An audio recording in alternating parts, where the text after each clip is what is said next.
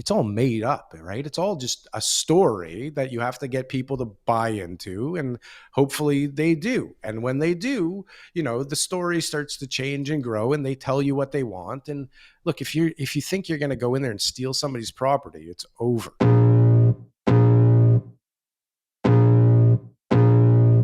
Welcome to the Tom Storey Show with Steve Karrasch and Tom Storey, where we discuss everything real estate or whatever else is on our minds.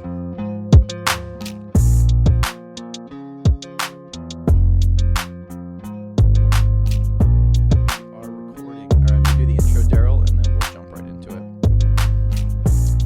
Welcome back, everybody, to another edition of the Tom Storey Show. I appreciate you being here. If you are watching us on YouTube, you can see three faces.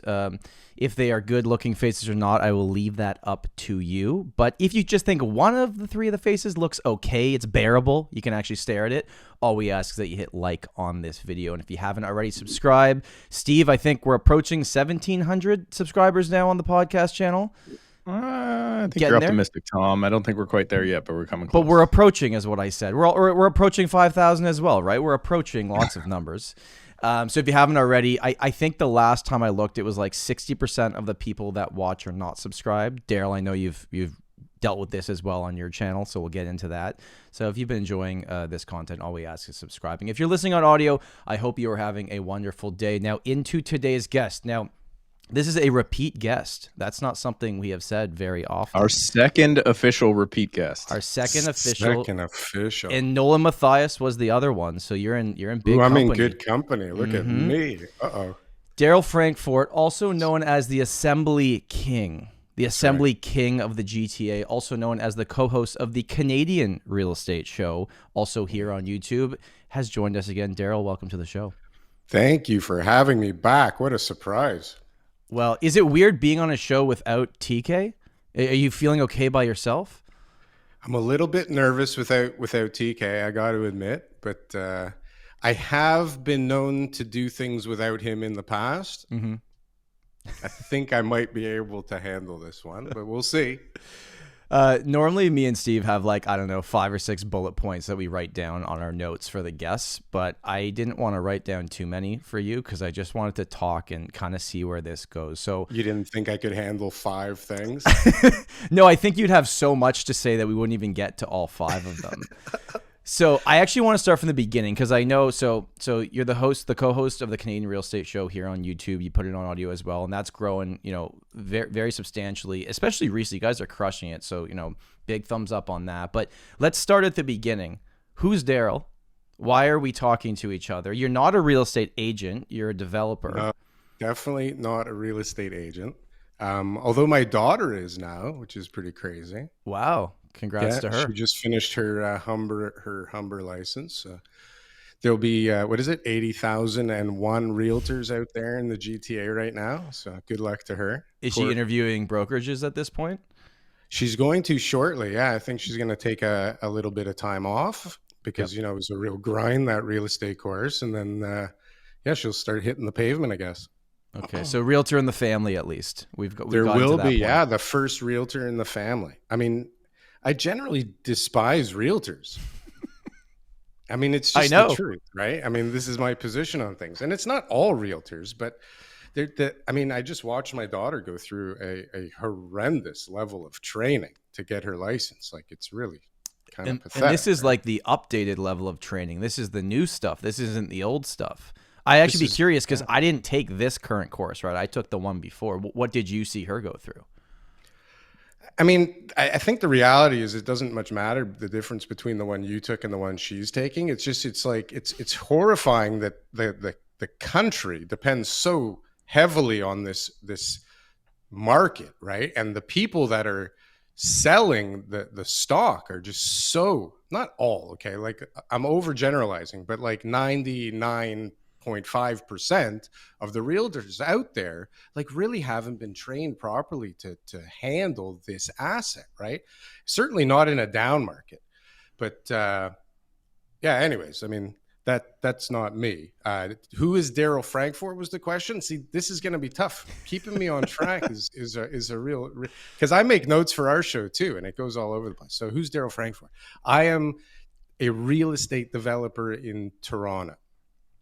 I have generally been known to be very good at putting multiple properties together, assembling properties. That's basically what I do for a real living, on top of, it seems like all I probably do is put YouTube videos out. To my family, it probably seems like all I do is YouTube, but I actually do some real estate deals from time to time. How did you get started in that? Like, was that always what you did? Did you have a career before that took you into this? What did that look like? Yeah. Well, if you go way back, I started my career in the lumber industry. Well, before that, I started a baseball camp when I was in university. Well, technically, I was enrolled in university for that year. But while I was enrolled in university, I started a baseball camp, and that went horribly awry. And then I ended up in the lumber industry. And while I was in the lumber industry, I saw all these developers coming and going from the office, and I just thought that, like, there didn't seem to be anything special about them, and that I figured I could do it. If they could do it, I could do it. And so then I started building some houses on speculation. And then that's a dirty word, Daryl. It's a dirty word, and it was a great thing back when I started. The problem is I started it at the worst possible time. I started in 2006, so what happened was I built my first house, and I got like a taste of, how you could make money building a house on speculation in Toronto, right? And so, being the genius that I am, I went and I bought 2 lots the next time, right? So I bought a house, and I built a house, and I had no idea what I was doing, and I made decent money, and I decided, you know what, I should do 2 of these. And then the market just took a dive, right, in 2009 for a very brief period, but for somebody like me who was ridiculously over leveraged and horribly subprime, things did not end well. And then so I ended up starting a construction company from there. People kind of saw the houses I built and wanted to hire me, and then I hated that. Like, I hated the construction. I hated doing renovations. I hated working for all these people. And I decided to go try development. It's basically what I was doing when I first, was building houses. It's the same process. It's just now I do it on a bigger scale. And now you're doing it with other people's money, not just your own? Like, you're bringing people into it, or is it still you kind of financing? Or not the actual financing, but finding the partners? Well, I'll do everything. I'll put the whole deal together. I'll put all the money together, all the partners together. My last deal, for example, I didn't use any of my own money. Interesting. Yeah, it was pretty good. And are you willing to share? So you talked about, the first one that you did was a huge success, and you got the taste of like, holy crap, I built this house. I kind of know what I'm doing. I made all this money, and then you went to the next one, and obviously the timing is what kind of punched you in the face, where we didn't know that was going to happen, and then it happened. Was it totally? I want to know why it fell apart. Like what happened? Yeah, what happened? Yeah, it was bad.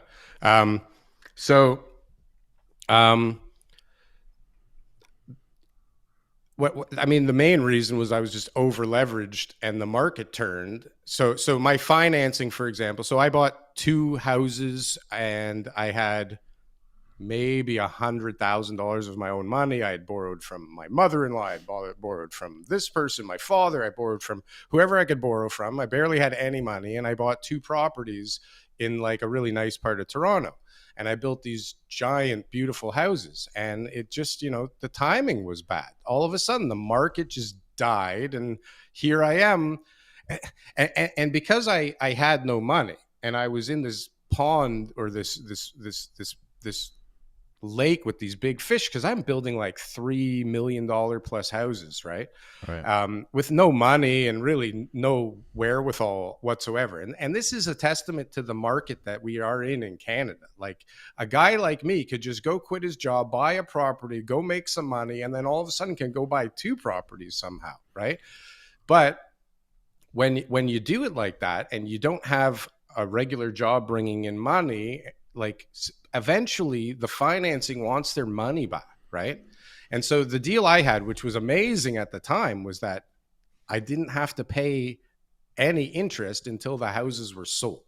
right? So I was paying like 12% interest, but I didn't have a payment, right? And like I didn't even have to handle money. It was such a beautiful arrangement. So if I finished the roof, I asked my guy for the money for the roof, and he paid the roofing company. And this right? was private financing? Private financing, okay. yeah. So and you were able to pay that kind of financing and not know what you're doing and still make money, right? And maybe I knew a little more than the average guy, but I really didn't. Like I worked in a lumberyard. I didn't know what the hell I was doing. I thought I did, right? But I got lucky in a good market. But then the next year, boom, decimated because I couldn't afford the crazy interest payments, right? Right. And so what happened is, on every spreadsheet, the house worst case scenario was going to sell for, I don't know, like 1.9 or 2.1 or like some crazy number. Like I'm test driving like beautiful cars, right? Ready to just count all this money. And boom, the market dies, just dies.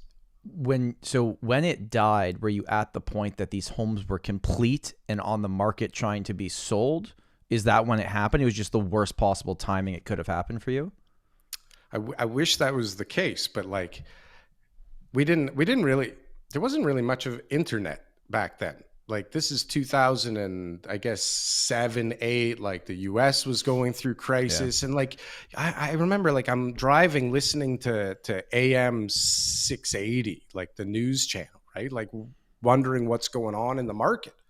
And, the market in the US is tanking and nobody here really knows what's going on. And every fiber of my being is like, dude, get out, just sell everything. And my wife's going, what are you doing? Get out, man, sell everything. And I'm like, nah, we're going to make a fortune. I just have to finish these houses. And just progressively as they were being built, the pressure was just mounting. Like you could just feel things were definitely not going to end well. Right. And then there's a lot of stories, but somebody bought it. And then at the last second, they came and they gave me a haircut and I had no choice because I had two, right? So the first one, I was like, it was going to be okay. And then they clipped my legs from under me and gave me a haircut. And then that was bad. And I still had another one. And that thing was just like, the painter was just not finishing. Like he just wouldn't finish. And it was just taking forever. And the market just kept getting worse around me. So you went through that experience. Which, it's interesting. You said, as you were talking about that, I wrote down a few things. You said that, it's scary that in Canada, someone that doesn't quite know what they're doing can take on this much risk. And what I was thinking is like, so for someone not from Canada, it's like, well, that's the dream. You can get financing there. It's a beautiful thing, but then also a terrifying thing. Like the leverage can be great or terrifying on where it's going to go, right? And we never know exactly when those times are going to come. If you could tell the listener or the viewer of this podcast, is there a specific lesson you learned during that time now, 15 years into the future that you would say, listen, guys, like I was the greedy speculator that everyone on the internet hates a decade before it was cool. Let's not get crazy. Okay? I mean, God, jeez. I don't need more people hating me now. God. No, but listen, if you go back, and you look at our videos from a year and a half ago about Evergrande or Evergrande, I don't even know what the hell to call the thing for real. But if you look at that, like that's when I was like, this is the same feeling again. Like I recognized the feeling of the wind shifting. And I was like, I talked to my partners. I said, guys, like, I don't care if we're going to leave some money on the table. We're selling the deal. We're getting out as quick as we can because I don't know what's going to happen, but like, I feel like this is like the first domino to fall. We don't want to get caught, right? So it's the gut feeling would be you trust your gut this time around if you were in the same position. That's like the real main lesson. I mean, listen, I also learned to not put my own money and not put my own guarantees on the deals that I do, right? Which is a lesson from that whole thing because it's really not fun. I didn't just lose money. Like I had to sell my house, man. Like we had to move the family and rent and live in a piece of shit for a while, like it was tough. Had to sell our cars and I was driving, I don't want to offend anybody, but I was driving a Kia minivan for a while. Right. And I hated it. right? But I had to, like, because I lost everything and then some. And you know what? When you lose everything and then some, guess what? When you sell houses, you still have to pay the government HST. Even if you're even GST, I guess yeah. at the time. They don't care if you lost money, right? They come in and they just twist the knife a little bit more, right? Well, but this is how it is. So I mean, how many lessons can you learn from something like that, right? I guess most people, the lesson would be go get a job. And that was certainly like an enticing. Did you ever do that? choice. Did you ever go to being an employee of somebody else? Not after I left. No. I mean, there was a lot of discussions at dinner with my wife. Like, maybe you should just go work for somebody else. Like, you're good at what you do, but maybe your timing sucks. Right. Crazy. Yeah, it was brutal, man. Brutal. Well, it's nice to see you come out on the other side with lessons learned and you know, thriving in what you do, and not just on the, like, you know, we know you from the YouTube side of stuff, but you have a whole other, you're doing like real estate marketing stuff. You're putting deals together. You're assembling everything. I know Steve's got a lot of questions for you about the actual, like, what is it actually like? Because you're a real estate developer, but when I hear real estate developer, I think like, oh, Tridel. But that is big time crazy. And then there's like smaller versions of that, which is probably the category you've been in as you're assembling this and selling it off maybe to the big developers. Steve's got a lot of questions on that, but I want to start with a question about, it is all the rage right now to be in the real estate industry in some capacity and have a show and get on Netflix. And that's how you become famous, and your business builds from there. And then you look at all the people that are out there right now. You had a show. I saw a clip from a show that you put on. What was that all about? That, it was like you were going to therapy about your company or something. Like, we had a few production companies at one point in time that wanted to produce something, and we pitched all kinds of stuff. And eventually I was like, first of all, this is not even real. And second of all, like, just these little clippy things is taking up a whole lot of time. Like, how are you supposed to run a business, and how are you supposed to live a life? And you know what? Like, if I want to go get stupid one night on a weekend with my friends, like, I don't need to ruin my career over it. You know what I mean? Oh, because like, someone would know who you were? Well, you just know I want to be me. Like, if you watch our show, I don't hold back. And I mean, hopefully you can tell just from talking right now, like, I don't like to think about what I'm saying. It's hard, right? And I talk to so many people, and I want to make sure the stories align all the time, right? Because if all I am is I'm a personality, right? And people, when they invest with me, I mean, the deal is one thing for sure, but I take it over the finish line 99.5% of the time, right? Because I mean, people want to invest in the person as well as the deal. Before, I know Steve was about to talk, so Steve, you got the next one. I'm just listening. Okay, this is like my own private version. I'm sorry. This is like my own included Canadian real estate show. This is great because I listen to your show. I love it, man. So I'm just gonna keep going here. Keep going, Tom. We are big fans. Okay, so fans and friend of the show. Proud to say that. Early, yeah, we came on early. So, or at least I did. Okay, now I lost my train of thought. Okay, what I was gonna say is, previous to you getting on YouTube and doing the Canadian Real Estate Show, previously known as the Toronto Real Estate Show with TK, until Nolan made you change the name. I think that's what happened. Yelled at you. I don't know if that worked out or not, but did it not? I think it did. You guys, it's part of the lore. It's did it definitely work out? Yeah, all right. I think it worked out for sure. As you were doing what you do in your business now, previously you had your contacts, right? And you had the people that you went to, but now, because you've become known online as a personality, and you know, you got your Twitter following as well, and that's a world that I stay away from. Like, you'll probably get into that a lot. Which is totally different than YouTube. Like, they don't even know I have a YouTube channel. Right. Maybe you should tell them, actually, because I think they'd really enjoy it. I keep telling them. They don't listen to me. They just want to tell me how stupid I am. Yeah, well, welcome to Twitter, I guess. Yeah. Have you found now, because of the weekly show that you do, and you do stuff on the Frankfort Report channel as well, kind of like the Rick Mercer yelling at the cameras. They're awesome. I love those videos, but I know how much time it probably takes you. Anyways, it's been a while. Long question short.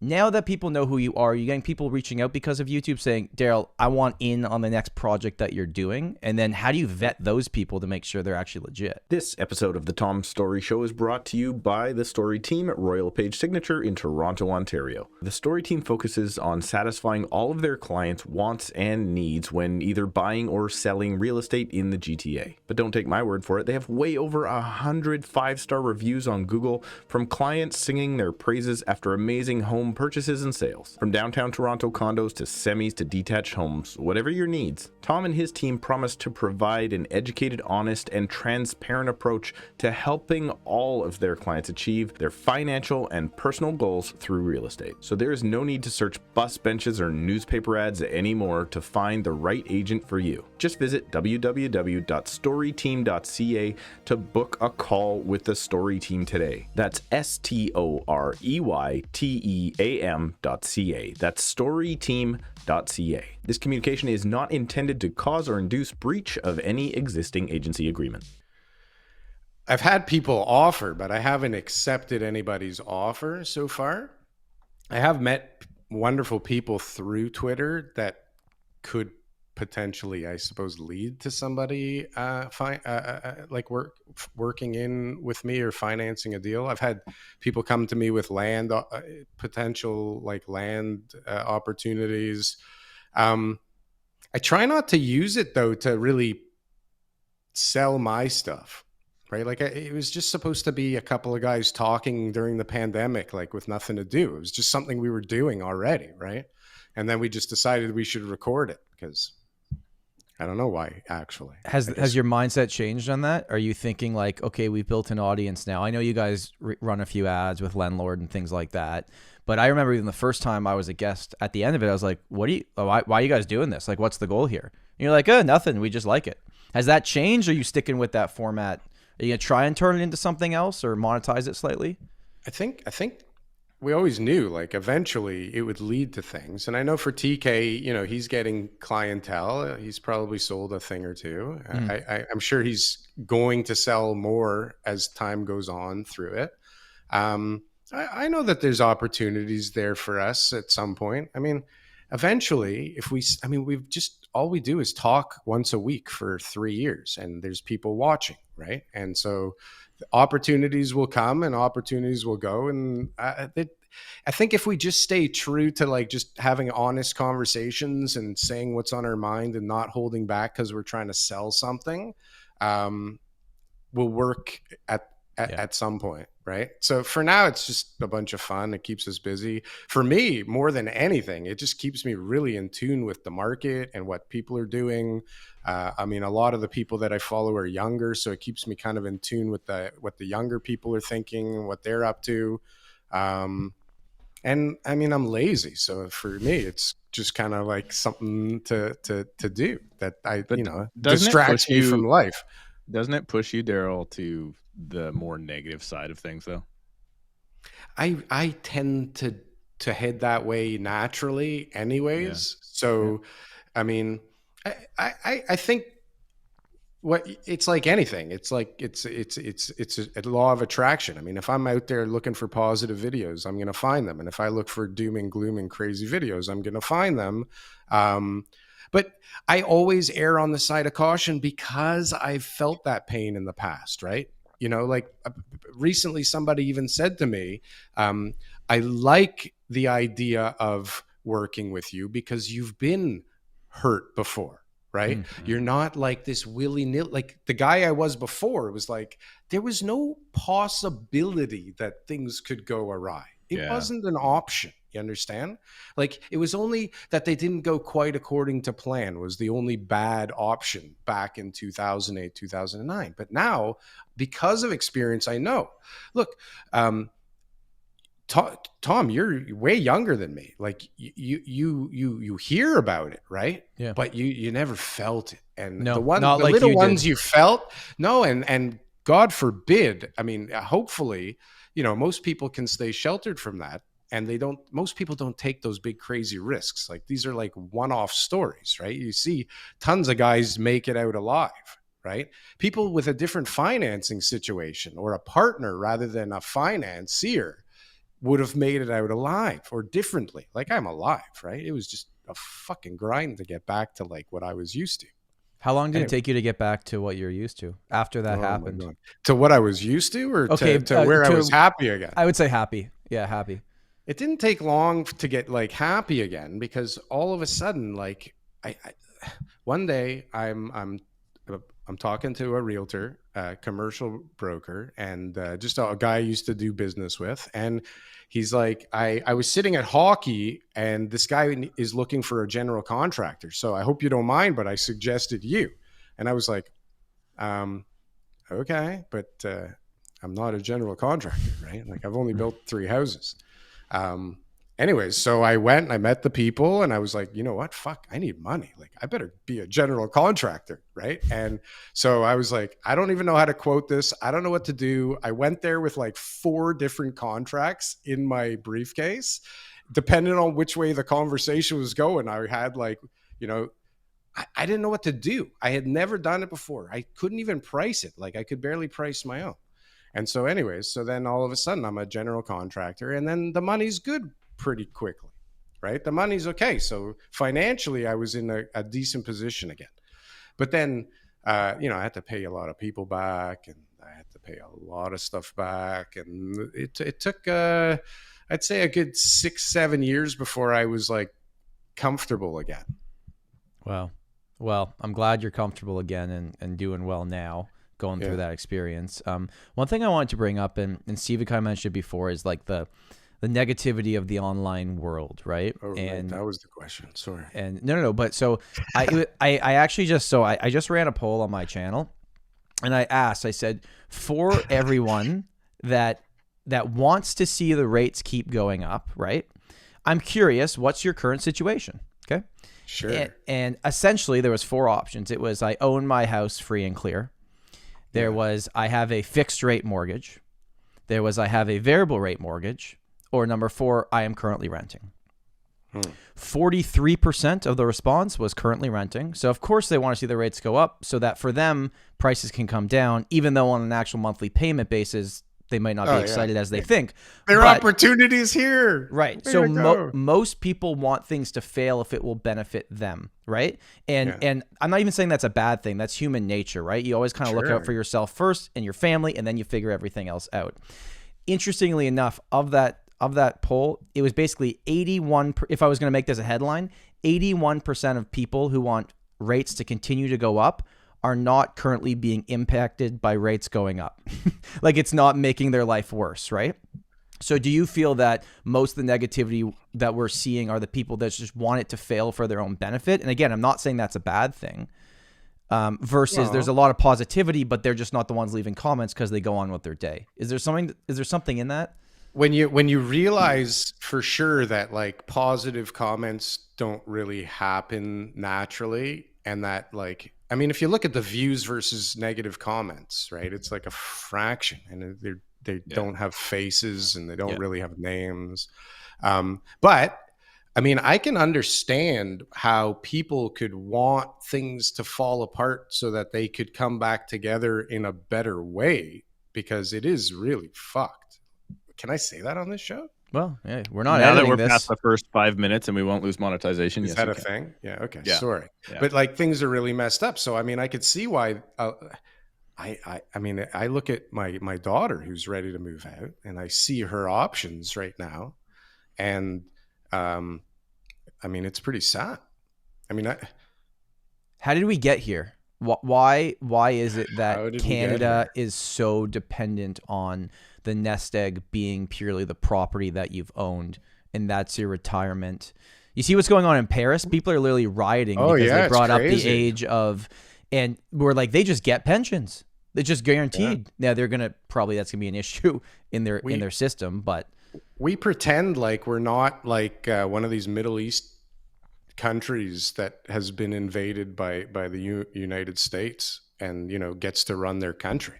I mean, we have the most natural elements on earth, like, focused here in our country, and we don't really have much wealth, right?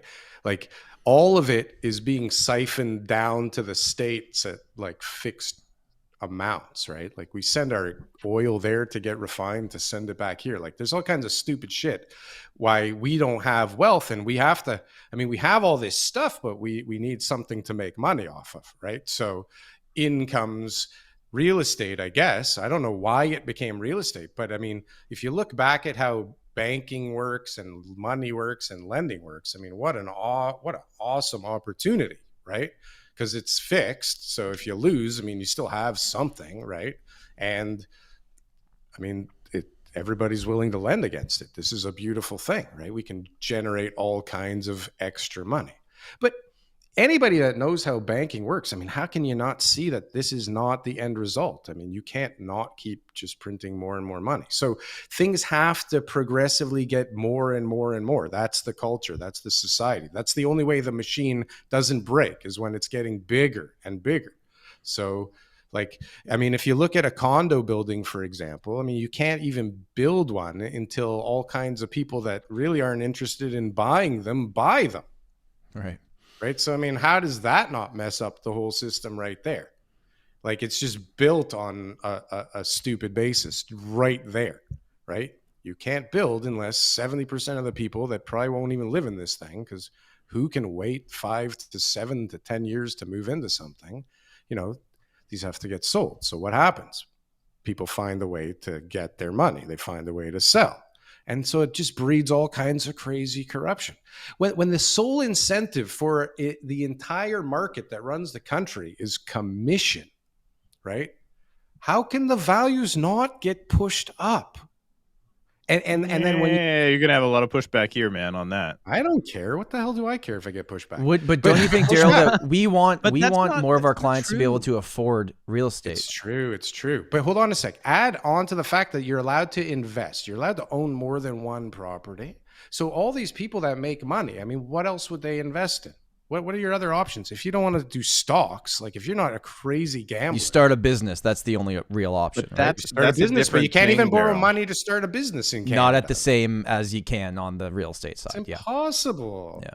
That's a different thing, Daryl. The incentive in real estate for the person or the speculator or the investor or whatever is increased value usually, or equity pay down with somebody else's money, right? To say that values are going up, and maybe this isn't what you meant, but to say that values are going up because everyone involved in the system is commission, I don't believe that to be No, true. that's one of the reasons. But like I'm saying, if that's the incentive for the sales portion of the market, I mean, and especially when you have 80,000 of them in one market, right? And even in your market, it's super saturated. So like, this is when there's not enough supply, right? And there's no one trying to give supply, and then add on immigration. I mean, you don't even talk about immigration. Yeah, we brought in 1 million people. How the hell did that even happen, right? We're aiming for 425. We bring in 1 million. And you look at the housing starts right now versus people Tom, coming in. did you see that? Did you see Cam's post? I saw that this morning. I don't look at Instagram. Jordan shared it too. It's terrifying. If because of all the uncertainty right now, we don't build and this many people come in 5 years, it's going to be worse than it is now. How could it not be? How can those numbers make sense? It doesn't. And on top of all this stuff, like you have so much pressure on this housing market, it's insane. But then you're not letting any supply come on the market. Like I keep putting posts out there on Twitter. I have a property downtown Toronto where it's going to be a fight to get 19, 20 stories, okay? Like if I really want to fight, like really for years, which costs a lot of money, maybe I'll get 22 stories, right? But if you look at an application in Brampton, which I don't know how to give you a reference out in Vancouver, but it's not Toronto, that's for sure. You can get 40 stories. Like it seems like no problem. Like everything's 34 stories, 45 stories. It's like, if you can't get more than 19 in Toronto near a subway or a GO station, like how are you ever going to dig your way out of a housing crisis, right? And then if you look, so my son wants to do what I do. So we're driving down the street and he's like, Dad, like, how come there's big gaps between two buildings? How come it's not like those other buildings where it's like one straight long building? And I said, that's a great question. He's like, I would think you could get more like units into like just the straight building. I said, yeah, that makes sense because, there's more building, right? Like he's 16. He knows nothing about development, nothing about planning. And he's smart enough to see like the guidelines are reducing the inventory too. So by making us not build what they call like these ugly block buildings, they force us to build these ugly point towers that have no character, right? They have nothing. They're just like, but by doing that, now you eliminate the middle section of a building, which eliminates like, I don't even know how many units from the potential supply. And then you chop us down in height. Like, how are we ever gonna get out of it? Like in a situation where maybe a few years ago, you'd get 19 downtown and you're near a subway, you should get like 30 something in Brampton. Like, so that obviously the tape involved from the municipalities is the big issue, right? That in terms of bringing the supply, but then also like on the demand side, me and Steve both own more than one property. Daryl, I don't know what your current situation is, but I'm sure a lot of people invest in real estate because it is a good asset to hold long term. I think we're clear on that. The demand is us. It's not the foreign buyers. It's not just this person or that person or this. It's like we're the problem. We're all the problem. A lot of people are the problem because we own part of the problem. Okay. But really, even if you build more supply, wouldn't the people that are rich, that are investors, just buy up more of that supply anyways? Like, is it actually solving anything, or is the only real way to figure this out for the government to say, and I hope they don't do this for my own situation, but let's talk about it. You know, you can only own 2 properties in Canada to your name if you're a Canadian citizen. What if they said something more along the lines of like, how about we let you leverage your like oil stocks or your wheat stocks or like the stuff that are producing things, you know, like what if they redirected the investments to businesses? Like, how about you give crazy loans to people that want to automate housing, for example, right?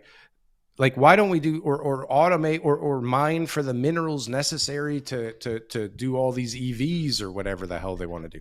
But I'm just saying, like, if they incentivize us, if they want purpose-built rentals, they just have to incentivize the developers to build purpose-built rentals, right? But what they did is they incentivized the developers to build condos. To sell to investors. Well, but this is the game, right? It's like you just have a bunch of purpose-built rental. You spread it out over many people, over multiple properties. Is it efficient? No, but it's filled the supply. So that's just become the game. So, I mean, why not just make it smarter? Like, it just they can't get out of the way. Like the government is in the way. I'm sure everybody's heard about the developer here in Vancouver that went. You know, first of all, they're like $1 billion developer, not $1 billion developer. Cora Bell or something. Yeah, like that? I don't know. I'd never even heard of them before, to tell you the truth. But let's look at their situation. And I read a full article on this. I don't think I've ever read another article, and I've retained at least 30% of the information. So that's great. Yeah, that's good. So this is better than This is better than YouTube. So, but let's look at it. So they had, I believe it was 17 sites. All in approval or application. 17 sites is probably too many. They had $700 million in debt. The article that I read said that they were up to date on all of their payments. And for some reason, one of the lenders that they owed $218 million to or something said, I don't want any more payments. I want all my capital back. So a quarter, let's say a third, a quarter, or whatever of their debt is now recalled, and they have pre-sold nothing because their 17 sites are sitting at the city of Vancouver for approval. I know it's the city's fault for sure. Listen, the city's a part of the problem, but those guys created a tsunami of debt based on very, very, very low interest rates, right? 100%. Not only that, the partnership, from what I gather, is a realtor and a ward counselor or something like that. Like, how the heck did they get 17 development sites right under control? And like, who's giving them all this money? I mean, we hear about things going on in the background in Canada, right? With, you know, money coming in and, you know, where does it go and how does it get cleaned? So, I mean, who's lending those two guys the money? I mean, if somebody came to me and said, hey, I got this ward MP and this realtor who's got 17 sites in Vancouver, do you want to invest with them? That doesn't sound so smart. Like just right off the bat. Oh, right? 100%. 100% too leveraged. I don't disagree Super with that at leveraged. all. But I do think that they For sure the timeline can be like, listen, I promise you that when I went under in 2008, 2009, I had to go to committee of adjustments for nothing to build like similar to what was beside me on both sides already. Right. And that took an extra, like, I don't know, 12, 14 months. So it literally, it put me into the worst market, like on record at the time. Right. So had I not had to go to committee of adjustments, or had the process been half the time instead of, 12 months for committee of adjustments, if it was only 6, which is still unreasonable, then I also would have been not wrapped up in the same market. But we all know the rules. We all know how slow it is. Like these guys knew it didn't just happen, right? Some guy didn't just recall a loan. Like they knew if they didn't know the possibility was there for that loan to get recalled, then they didn't read the loan documentation, right? And they're stupid, because if you have a loan that could come due at any point in time, you better have a plan to replace that loan somehow, or maybe it's like not a good idea to take that loan. How do we find this middle ground? Because what we're talking about is, okay, we want to build something. It's being held up at the city. We can't build it. And in this case, obviously, disaster struck. But in the long-term case, it just means less inventory coming to the market. And with our demand, that's going to be an issue down the road. Is there some type of middle ground? Because on the flip side, let's say, Daryl, you didn't have to go to committee of adjustments to build what you wanted. But then you built something that's totally ridiculous. And I'm not saying you, but I'm saying in general, you don't have to go get it approved. You build all these stuff that not only looks terrible, but maybe it's not built very well. It doesn't have all the proper approvals. So how do you find that middle ground between doing it the right way and getting it done? And getting it done? Is it just more staff at the city? Like, what is it? Well, Steve had the answer before. Like, they have to get out of the way. Yeah. Right? If you asked me, which you did, so I'll answer. Good. Glad we're The clear. city, they give us rules, man. Like there's pages and pages of guidelines and official plans, and like plans that are above the official plans, like provincial plans. Like they give us all these documents that if you follow, like you should get an approval, you would think, right? But it's full of subjectivity and objectivity where, you know what, like, I think it'd be better if you just moved that over a little bit. Tom, it's like this. It's like this. Have you ever had a client take your contract that you know is solid to their lawyer for review? I love when that happens. It's not coming back without changes. The lawyer's going to change something. Your managing broker could have written that contract themselves with 25 years experience, and it's not coming back without changes. It has to come back. We're doing that. We're seeing that right now in the city of Surrey. Like the mayor's coming in just to change things. Our provincial government comes in just to change, just to put their own stamp on it. And here's the best part. When they do push stuff through, there's a building in downtown Wally kind of city center area here that got full approved, full construction, the whole bit. Oh, by the way, it's not built to code. How does and that now happen? It's like massive.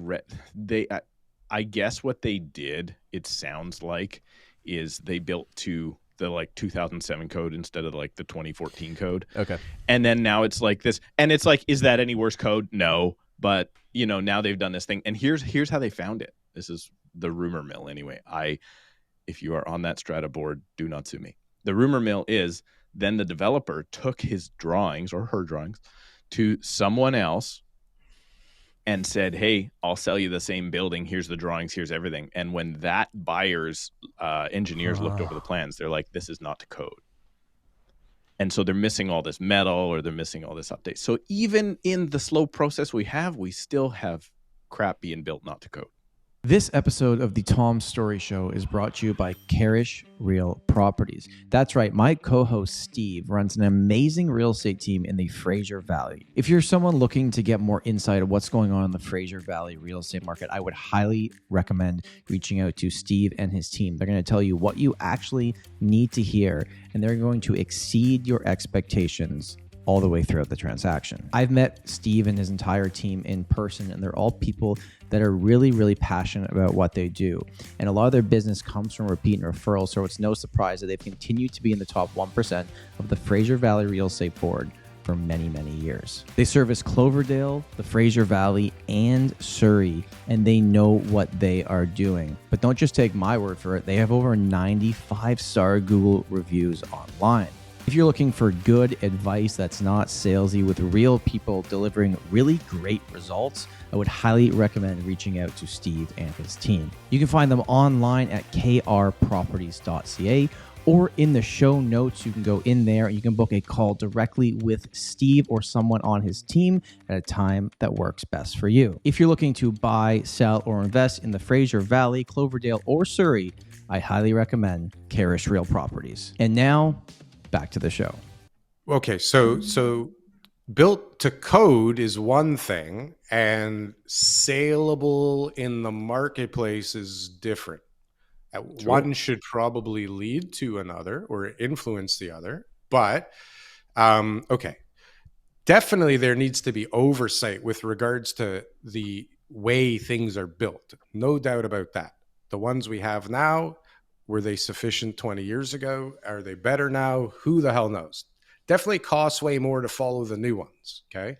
And yes, your home is more insulated now than it was 20 years ago. Is it built better? I have no idea. I don't believe it is. But if we were allowed to build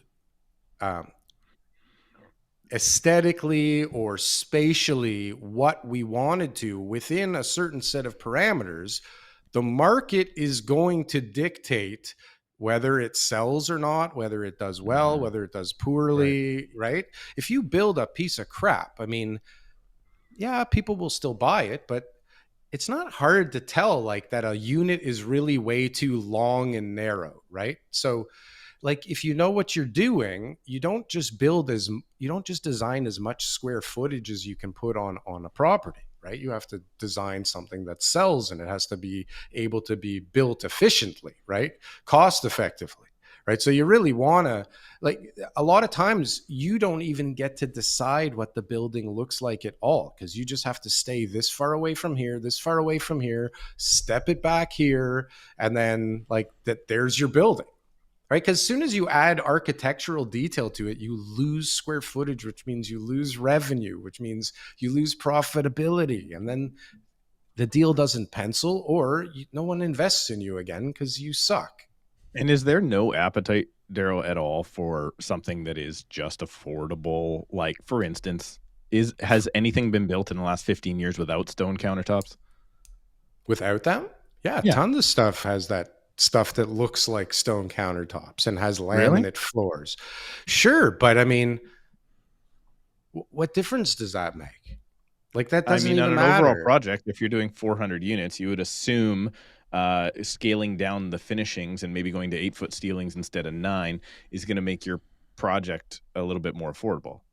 It would, but that wasn't the game before. The game before was just like you priced it the same or more than the guy who just sold down the street, and you would sell, right? You didn't have to think about that, and you had to do the same at least as what he was doing. So on the way down, yeah, maybe you're going to start to see more of those less quality finishes. But I mean, there wasn't much lower to go on the finishes. I mean, they call them luxury, but I mean, it's like Home Depot stuff. There's nothing luxurious about this stuff, right? You're talking about like IKEA cabinets or the equivalent of, with like some, God knows where that marble's even coming from, or if it's even really marble, or what's really in the material. Radioactive. Right? But it doesn't cost much. That I can guarantee you, right? Like they've figured out how to get rid of as many costs as you possibly can now. Now it's just a matter of actually getting stuff and putting the finished product together in some form of timely manner. Because, I mean, it's still really, I don't know how guys would get trades. I don't build anything. Let's be clear about that, right? I get out once there's permits, or hopefully before even there's permits, but like I built plenty, and you don't want to build. I don't know who wants to build. That's why there's so few guys that actually build. There's a lot of developers, but if you see, there's only so many guys building these buildings, right? Let's get into that a little bit. I got a question for you. Yeah, I hear on your show often, it's like, I'm a developer. I talk to people. I talk to people, and I I get them to agree, and then I get some money, and then next thing you know, I'm done. Boom. Now, yeah, totally. What's a real deal like? Like, go back in maybe it's a year ago, 2 years. It's something that's closed, so let's not think about anything you're involved with right now. But like, what is a deal? What is a real deal? What are the steps that are there in your daily life? Because it's not just as simple as, I went to the store, I talked to this guy, found another guy at the checkout, and he had $1 billion, and then I put the deals together and I walked away with 100 million. We're gonna that's not what it is. Trademark this as the Frankfort formula. Okay, so whatever you say next. There's nothing proprietary here. Don't worry. Actually, I just did like a little bit of a deep dive with Vaz. Yeah. Vaz I've seen his stuff. That should be coming out soon. About this exact topic. I didn't realize that there was actually people interested in this. Like, we don't really talk about the development side of things much because I feel like it doesn't do well. But they're all like, everyone is so different. The last one, for example, I just, something came over me and told me check the MLS, and I did, and that's how I actually met Jeremiah from Twitter. Jeremiah Shamus. He had a listing, and I ended up buying that property as the first piece of an assembly, which I never did before. Normally it's like a bunch of cold calling and like digging around online and going to the city and trying to figure out who owns something. A lot of like, my kids used to think that daddy used to color all day for a living, because I'd have like these big crazy maps out all over the place, and then I color code them. But every day is totally different. Some days cold calling, some days a bunch of emails, some days a lot of editing for YouTube now.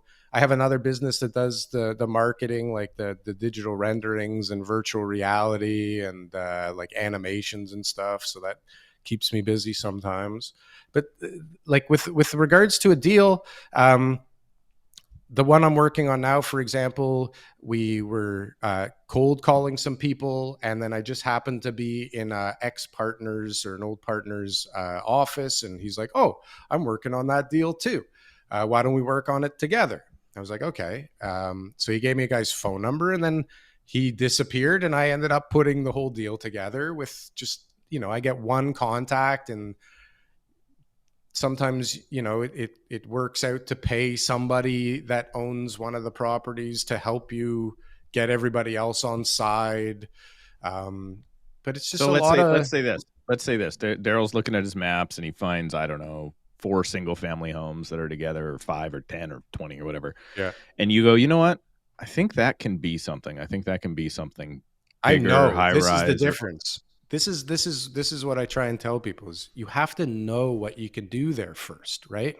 And this is why I talk about the official plan and all these guidelines, because when you know, or at least you have like a really good idea of what you should be able to build there, then you can value something and you can start calling people, right? Because I mean, I'm sure you guys have spoken to people in the past. It's like, I want to buy your house, or I want to list your house. What's it worth? I don't know. What do you want to like? Yeah. Or you get into like, what do you think? And what do you think? And those don't work out so well. It's very different when you call somebody and you say, listen, I'd like to give you an offer for $3 million for your house. Right. And some people will go, oh, yeah, you can leave money on the table. You're being crazy. If I'm offering you $3 million for your house, like, you better believe I think it's worth way more than 3 million, right? And I'm seeing where things are at. But if I just go like, I don't know, like, what do you want for it? Look, I'm really not interested. Have a nice day, right? So if you know on the market something is worth 1 million and you go offer somebody 2, the conversation will likely continue at the very least, right? And then it's really just a bunch of listening. And, if you can tell when something's not going to go well right away, right? So if you call number 2 and they're like, go fuck yourself.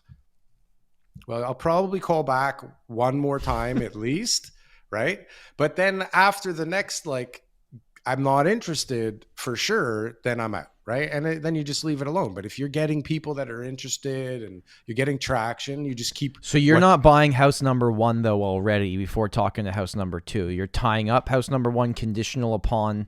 Is that what you're doing? Like, again, it depends how it comes at me. So let's say it's a fresh slate, which I've done many of these, and like you call the first one, and let's not forget, I'm never the first person who's tried this before, right? They've always been called by somebody, unless, I don't work in places like Pickering. Maybe in Pickering, people haven't called somebody before, but like in Toronto, Scarborough, like Etobicoke, North York, everybody's called everybody, right? So if you have a good spiel and you figured out a way to pay them more than it's worth right now, you have a shot. So when you figure out what you think you can build on this thing and you've given your value and now you've split it up however it's all made up, right? It's all just a story that you have to get people to buy into, and hopefully they do. And when they do, the story starts to change and grow, and they tell you what they want. And look, if you think you're going to go in there and steal somebody's property, it's over, right? That's why the last guy didn't get it done, because he was an asshole, right? And he was trying to rob everybody, right? That's So what a if you lot of developers don't, or sorry, not developers. That's what a lot of let's call them maybe 2006 Daryls would think, right? I'm going to go in there. I'm going to offer that guy less than what it's worth right now on market. And then I'm going to redevelop it and make $1 billion. And they don't understand what you just pointed out, which is I have to pay a portion of the future value, right? Like you have to do that in order to get the deal together. And it's so many people this is how I can tell someone's junior. I want to build. Cool. They send me a listing and they're like, do you think we can get this for 30% under ask? And it's like, no. Yeah, why? Why would they sell it to you for 30% under market when they could sell it to anybody right now for 10% under market and have it gone today? Right. So so I want to go back a little bit. So I'm a details guy, as you can tell. I'm actually the reason this whole Tom Storey show works. It's true. It's true. It's true. Sure. It's true. So you see this, you literally phone these people and they could just be a homeowner that's been there for 40 years. Sure. What's the script? You call me. Hello. Hey, Tom, how you doing today? Well, better now. Who are you? My name's Daryl, and you don't know me, but I would be really interested in buying your house from you for $2 million. Okay, come over right now and let's get this done. Well, and you'd be surprised how many times that happens. Really? With one of the pieces of the puzzle. Sure, Yeah. Somebody is desperate for money more often than not, or if you figured out a way to entice them, which is money. Look, if you're putting together even 2 people, right, that are not on the market, at least one of them wasn't thinking about selling. So now you got to figure out how to get them willing to sell. And the only way that I've been able to figure out is to actually listen. And I know people don't believe me when I tell them that I'm actually capable of listening and not just talking, right? But when it comes to this, if you give them what they need, you can put the deal together, right? Because if there's 2 or 3 people, they're all then going to talk to each other and then have a meeting about what you've told all of them individually, correct? For the most part? For sure. Oh, Yeah. 100%. Yeah. They start as a united front, and that breaks down quite incredibly and quite swiftly. Yeah. But they start out as a united front to try and get the most out of the greedy developer. And listen, I tell them all, I'll give you whatever you want, but at some point I'm going to figure out what it's worth. And you're not going to trick me and I'm not going to trick you. So either we're all in this together and we all find a way to win, 100%. or maybe one of your neighbors wins, right? And you guys lose less and I win. I don't know. But this is how much the whole pie is worth to me. And then when it goes outside of this, I don't decide that it's no good anymore. The numbers do, right? Because it's funny that you say that, Daryl, because our business is a different version of that as well, right? Our business, a lot of people think I'm there to negotiate against my own client, and that's just not true. I'm there because I'm going to put the deal together, and I know where this is probably going, and I know when to turn down someone that is unrealistic in what they want for their property, right? It sounds like a very, very similar thing. Everybody thinks, oh, the listing agent just wants the price low. It's not the case. We know where market value is going to be, and we likely know what somebody's going to pay for it. And you're probably no different. So everybody wants their better end of the deal, right? But when you put a professional in that knows what the heck they're doing, they know what it's going to take to do the deal, regardless of price. Who cares what the house sells for? Who cares what the development costs? If Daryl can make a profit and put the deal together, he's going to do it.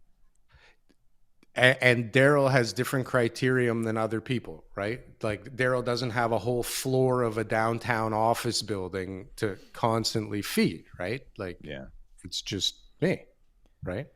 So I can look at a deal a little differently than some other people, but like everybody has their way of looking at things. And, you know, for every deal that I've ever sold to another guy, I've had, you know, hundreds of people tell me it was a horrible deal and a bad idea. Right. Mm-hmm. And out of those hundreds of people that told me it was a bad idea, 90% of them later, you know, were upset that they didn't buy the deal. So then your procedure then is, okay, so let's say you talk to these people. It takes, who knows, a year, sometimes 2 years, 3 years. You get all these people together. You put them all under contract.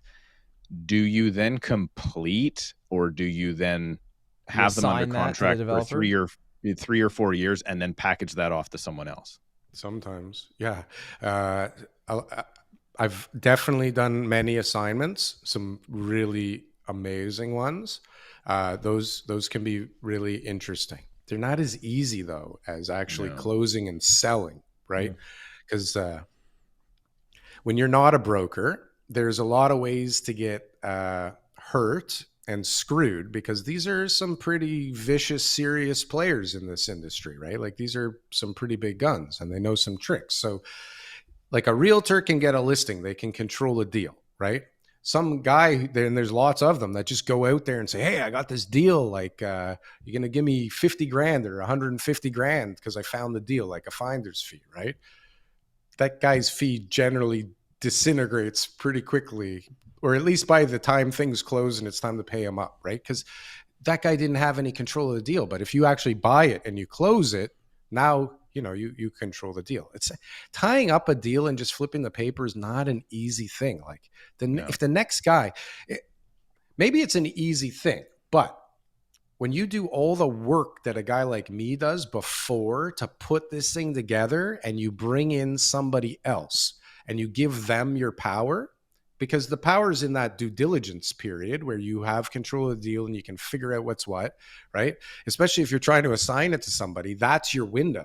And most people don't like to sell their property to somebody that's going to assign their property to the next guy. So you kind of can't tell them about it, right? And then so you're out there trying to assign it, and then all of a sudden, okay, it's been assigned, and then they decide to drop the deal. You're done. You don't get like, sorry that happened. Sorry I lied to you about everything. Can I sell it again? I have another person. No, you're done, right? So it's a very different discussion when I go, hey, I'm going to buy your property. It's me, right? And then I go and I close it, and then I sell it to the next guy.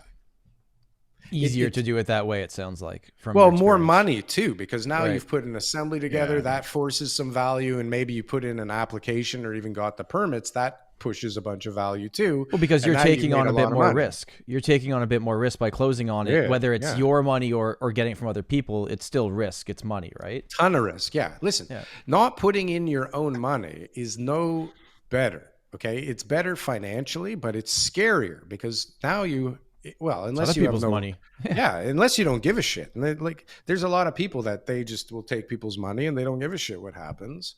I wouldn't be able to sleep, right? I wouldn't be able to sleep if I wasn't totally sure my deal was a grand slam. Daryl, this hour has absolutely flown by. I think we're gonna have to do a part 2 on this conversation. I have one final question for you before we wrap this week's podcast, and it's everyone's favorite discussion is interest rates in Canada. So the Fed went up 25 points in their most recent announcement, where we weren't sure if they were actually going to surprise everybody and cut or hold because of all the banking stuff in the States. The internet commenters, right? Everyone has an opinion, right? Just from all the stuff I'm reading. The bulls. Yeah, they went up 25. We thought they were going to do 50 before, and then all the stuff that happened with the bank, that's changed. Now, the bond yields in Canada for the 5-year fix, the 5-year bond yields are under 3 still. If they hold there at a certain period of time, you could see the fix slowly come down. Bank of Canada now looks like it's holding at least till the end of the year, unless the Fed keeps going up. Thoughts, opinions, concerns, where do you think this all ends up? Where I think it should end up hasn't changed for like 10 years, but it never goes there. It's crazy. All right. When somebody can just magically make the problem disappear, I don't know how anybody can forecast anything anymore. Like, right? Like when the answer is all of a sudden to just print $1 trillion or $2 trillion, or we're going to backstop everything. What I think as a business owner, you have an idea of what's insured in the bank, like, or you should, right? So all those people took a risk by leaving more than $250,000 in the bank account. So technically, like in a capitalist society, like I'm really sorry for you people, but like these are the rules, sorry, like boom. But they just quantitative easing like we've never seen, I think, without quantitative easing, right? So who knows what the hell's going to happen? They should definitely keep raising rates. I'm praying to God they start cutting rates in Canada, because I'm up for renewal soon, and that would be really cool. And then after that, I don't really care very much. See that, but that sums up everybody's opinion. Is of course, how is it going to impact me, and then everyone else can figure it out after that. But this is real, right? Yeah. The rest of the answers are all bullshit. They're all fake, because I don't know what's going to happen. I just hope what's going to happen, right? And that is my answer, though, Daryl, to the people that are always so super negative about it. Here is the deal: there's always going to be another way to keep on trucking. There's always going to be another way to do that. So that's why personally, I'm not worried about it, right? I'm worried about paying down my own debt. I'm worried about making sure my family's safe and I got a place to live. My investments are going okay. And then after that, like Bank of Canada is somebody else's deal, man. They're going to figure out a way to keep things going. If everyone thinks that all these houses are going to be empty and we're going to be living in the ditch, that Daryl and Tom and Steve are all going to be living in the ditch because they're connected to the real estate industry, it's just simply not going to be the case, no matter what happens. Or if it is the case, there's something way worse going on. Well, who knows what's really going on? That's a whole other show. But the reality is, I mean, at the end of the day, some of us will get destroyed. Some of us will make out like bandits, and some of us won't even know that anything happened. Right? Most of us will not know that anything happened. Most of us will not know. And so, look, if you're if you're in your 50s and you're driving a truck right now and you're not worried about your job in the future, then, I mean, maybe you should watch, the news or watch some YouTube. But like, things are going to change. Things are going to be really different in the next little while. You know, the biggest. Sorry, go ahead. Yeah, well, just I don't know how anybody can like look at a graph and go like, based on the 20s, immigration is going to just stop dead. Like, was this the same place to live in the 20s? I think the biggest thing. This will be my final thought, Tom, because I know we got to wrap. But the biggest thing that, if I was going down the conspiracy theory side of stuff, or the like next thing, I know there's the climate change stuff. You really want to go down a rabbit hole, man? Go check out. I know Jordan Peterson did it recently. I know Elon's big on it right now. Population collapse, man. If you're worried about the future, by the time everybody on this call is 70 to 80 years old, population collapse is a much bigger issue than why do you think global warming or anything else. Look at the BRICS nations, even Canada. Why do you think we're bringing in so many people? We need like our numbers to go up. We have no productivity. Yeah. And that's what those BRICS nations coming together. I mean, look at that. I think that's I have no idea what that is. I'm thankful. And we'll save that for the next show. God, that's a good way to wrap it. Just terrify people for the future. Daryl, this has been fun. I appreciate you being here. You were pretty comfortable without TK by your side. I think you did a really good job. Is he actually? He's there. He's been there rubbing his back the whole time. Daryl, for anyone that wants to connect with you on the social media platforms, what is the best place for them to go? To connect with me, go to Twitter. Yep. I think it's at Frankfort Report, the Assembly King. Mm-hmm. And if they want to listen to your podcast, yes, go to the Canadian Real Estate Show. I hear this week is going to be epic. Oh, is it you this This week, week Steve? is going to be God. epic. Epic. I And think don't this forget. might be the Wait, best. Steve, how are you without me? Did you feel comfortable on their show? Yeah, I run the show. I run the show here, Tom. You are the talking head. So does it change to the Steve Karrasch show now that he has we more can subs change than the you? We can change the name of yeah. your channel to that. We're going to. We're going to. Right. On I think Sunday. actually just my personal YouTube channel will just become Steve Karrasch #2. He'll just take over my channel. I think that's where this goes.